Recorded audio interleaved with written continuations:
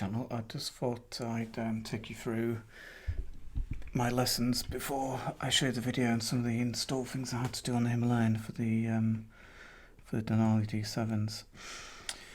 So first of all, I bought the D7 kit, which I believe is no longer available. I think Denali have stopped selling it, and I think you'll see why in a minute.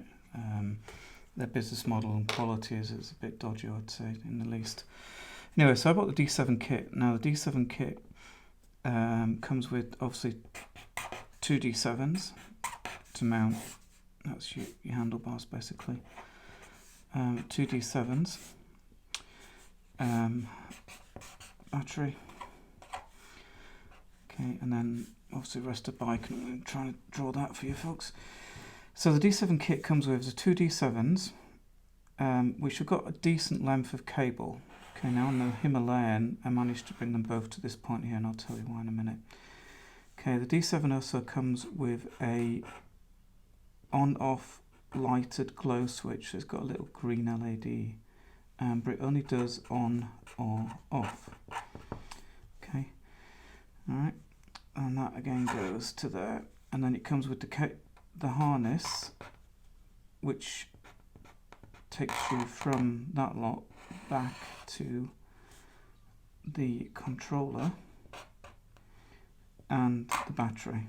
Okay, I'm not drawing this correctly obviously, but that's the basic kit. Okay, and this controller is really important, okay, because it's specifically built for on-off. All right, so that's what the kit comes with. Oh, sorry, there is another cable which comes off this harness here, which you've got to find alive. If this is the Himalayan headlight. Okay, I went in the back basically and I found the low beam light, and this cable's got to detect the low beam light basically. What it's basically telling this controller is that the bike is being switched on. Okay, so there's a very, very fine cable that goes there. Okay, and that's what detects the high beam. Okay, so that's the easy bit. Now, obviously, when I bought the kit, I didn't want the on-off. What I actually bought was a three-way switch. Okay, so it has high, off, and low. Now this is 10%, and that's obviously full. Okay, so the 10% I can use them for daylight running. So I bought the switch, which obviously connects into the harness. Okay, and the harness then took it back to the battery and the controller. Now what the dealer didn't know is that this bit here also needs upgrading. Okay, if you buy this dual intensity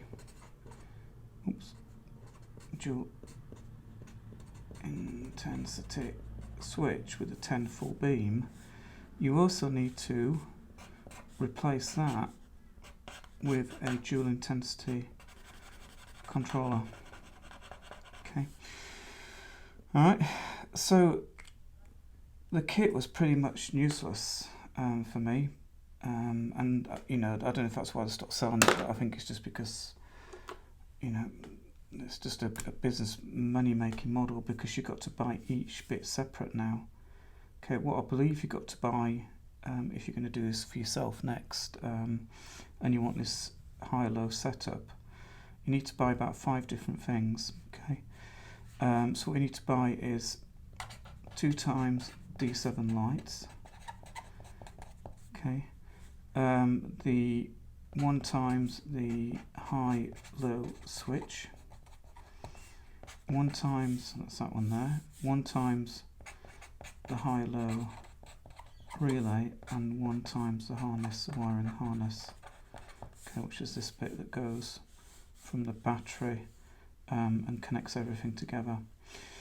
Okay, so basically that's what you need. Okay, it did take me quite a while, mainly because I was fault finding 2 different things. Okay, obviously I spent a lot of time trying to find out on the internet, and there's nothing very clear actually that tells you this was about this relay here, this high-low relay that needed switching if you had the high-low switch. Okay, And like I said, dealer, when they sold it me, I said, is that all I need? You know, I really did question them, and they didn't know about that. Okay, that was one thing. And then the other thing is this little wire here. Okay, this little detector wire that tells the relay that the bike has been switched on. Okay, else if you don't have this installed, it just doesn't work. Okay, you've got to have that wire installed. Now, it's this connector, I had to pull the headlight out, as you'll see in the video, and pull the grommet out at the back of the headlight, bring that down where I could access it, and then actually pierce through that grommet with this detector wire and tap it into the high low beam, actually the low beam. Okay, so if we go into the back of that headlight, inside here you'll find there's two coloured wires. I think it's yellow, green, and there's a yellow, blue. Now I believe the yellow blue is a high beam, and what you need is a low beam. Okay. Now the tappet thing was where I had a separate problem with it. Okay, it's got a little thing with two little spikes on the end, and what you do is you screw a cap, okay, onto either end, the cable coming in and the green yellow cable. Okay, now if that little spike doesn't pierce through the plastic and get into the cable, okay, again, you're going to be fault finding this forever and a day. So you've got about 3 or 4 plugs here, you've got that high low beam, you've got the connectors to the battery, you've got the relay, the switch. Okay, but what I found is this was not piercing through the green yellow cable low beam in the back of the headlight. Okay, so that's the second problem that I had. All right. So anyway, enjoy the video. Hope you find that useful. If you've got any questions, just stick them in the comments, and I'll try and answer them. But this diagram really should say it all. Okay, you need 2 headlights. You need the harness. Okay, that goes from the front of the bike to the battery. Basically, you need a separate relay for the high-low combination, and a separate dual intensity switch for the high-low combination. Okay, and once you've done that, it should be fairly straightforward. Alright, channel. So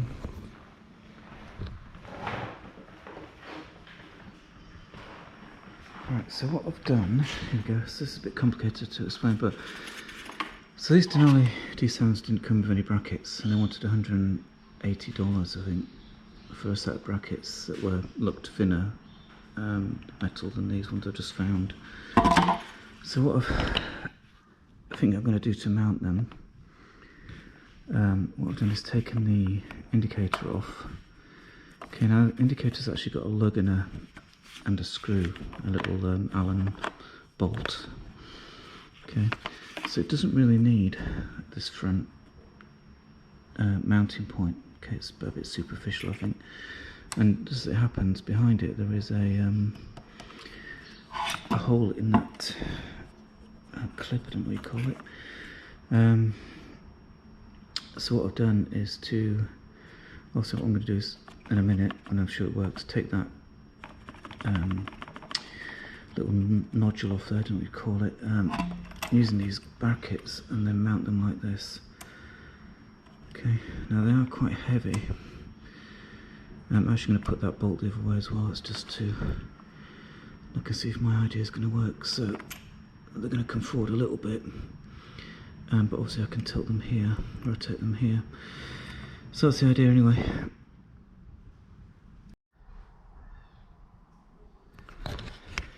Okay folks, so there we go, that's what it looks like. So that was a panel, so I just cut a little niche out the bottom of it. Obviously it doesn't go flush with the bike because the bolt is behind there, so it's a lock nut with Loctite on it as well. That's a bracket, as you can see. You know, if I fall off on the bike it's going to knock it, but day-to-day use it's not going to. Hopefully. So again, a couple of washers in there just to pad it out, and there's a washer underneath as well, and then there's a locking nut and Loctite on there as well, and I've done the Allen keys up as well. Alright channel, here we go. So obviously I can't move them that easily now, but I've got to level them up tonight. But there we go. I'm pretty heavily duty installed, tie wrapped, everything, and the wires are just going to the dashboard area, and the other one's over here. So I've got to put the harness in. The other thing I've done is just put a switch on. Okay, this is not very good quality. In fact, it's pretty shit really. There's only 2 holes in the switch, back of the switch, so you can already see it's twisting off the back plate. So I've got a feeling I might be drilling 4 holes and putting 4 slightly bigger tap screws in there, soft tapping screws. Denali is a shit. After seeing the product, I'm pretty disappointed. But anyway, so here we go. So we've got the left and the right. That makes a difference anyway. We've got 2 cables waiting, and I've got the switch cable waiting. So now I've got to continue the journey with this harness. So obviously I've got this, I'm going to have to take the petrol tank off I think in a minute fully. So there's a little channel there, I don't know if you can see that, that's not used by Royal Enfield. That's got to go over the other side to the battery in a minute.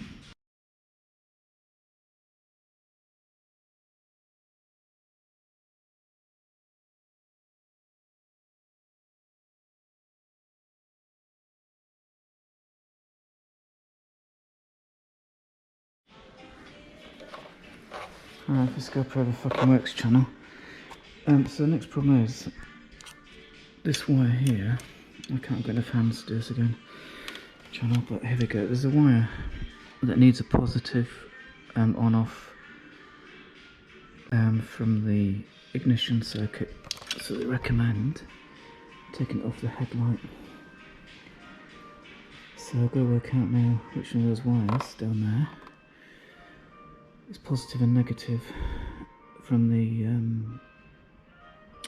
headlight circuit. Actually, I don't know if you can see this again, but this is the wire coming in. I've got to get into the back of the light and I'll show you in a minute. So I've broken the seal between this grommet and the taping. I'm going to have to put that tape back in a minute. I've used a piece of wire, so I've actually taped my wire to this solid piece of wire in order to push it through the grommet. I don't know if you can see that behind there. So I'm just going to untape this here and get rid of my wire out of the way, and that'll leave that through the grommet. Now I can put the grommet back in the back of the light and I'll show you the next bit. Right, here we go. That was a hell of a job. So there's the grommet. There's my wire now coming through it. Okay, so I need to sort that in a minute. So I've got to connect this one there. You can see the Nord cable. There's a piercing connector. Okay, so I don't know if you can see that. One's got green on it, and the high beam has got blue on it apparently. Don't ask me how I found out. That was a bit of random googling. Okay, and that was the high beam. It's got blue on it. So we want the low beam cable, so I'll just connect it up and show you. Right, there we go, folks. So it's the yellow-green cable. It's got this sort of piercing connector. So this sends a signal, let's say, to the relay that the bike is on and running. And then we've got power to the front headlight, basically. It's basically saying we've got the bike on, so that we can't put these spotlights on, because these are, like I said, these are just directly fused back to the battery. There's no, without that cable, nothing works. The system, the relay relies on having that detection that the front headlights come on, or some power's gone to the front headlight. Okay. So it's quite clever really, but far out. Our business model must be working in millions. Okay, so we go put the headlight back in now. That should be an easy job. Compared to that lot. Well, that's come from me, I've had to look at that in a minute. Hey channel, here's the last instalment. So where's it gone? So if you have the standard on-off switch, this is a lighted on-off, purely on-off switch. It comes with a standard wiring loom with the D7 kit. And also with the D7 kit you get the standard relay. Okay, that's fine, but you've only got an on-off. So my switch that I bought extra has got a low, an off and a high. Okay, because I want to be able to use them as running lights. I think they use about 10% of the light output. But if you do that, you need to buy this. Let's get the box.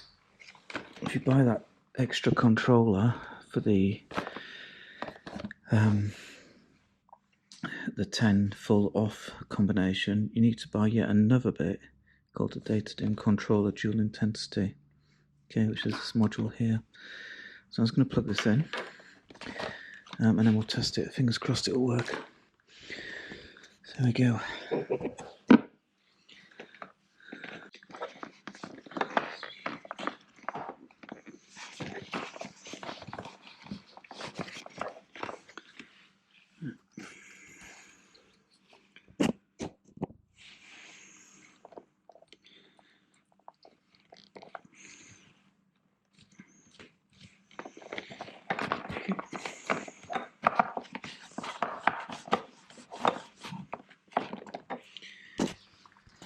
Right, here we go.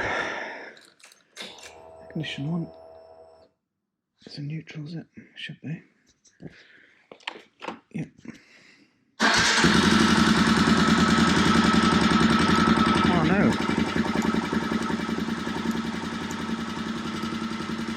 Not working.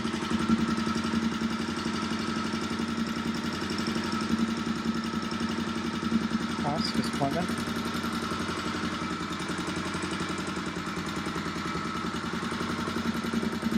I'm going to put the camera down and do some investigation.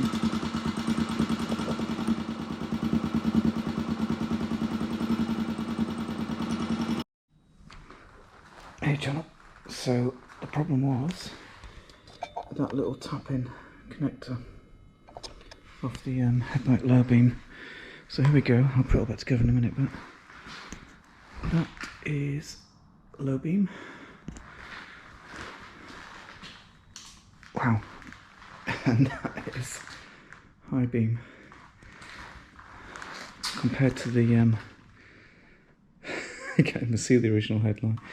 That's funny. Anyway, so there we go. So that's running lights, and then that's high beam. So I'll give it a test tomorrow at camp.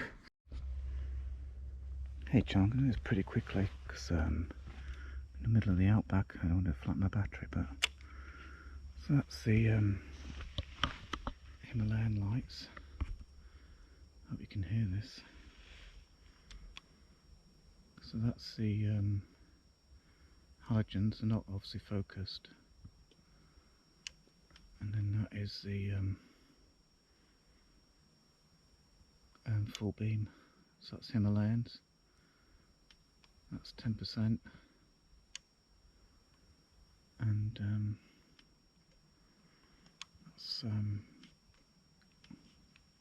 full beam. So that goes to show the difference. So I'm just having a campfire, can't see. I'll do it again, I wasn't recording again. So that's Himalayan beam.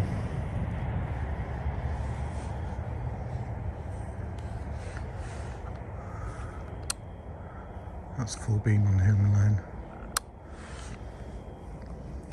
That's 10% of the D7's, drops off onto the bank there. Fuck. That is good. You can't quite see how white that is across the bank there. So that's the Dawson River in front of me. Jeez.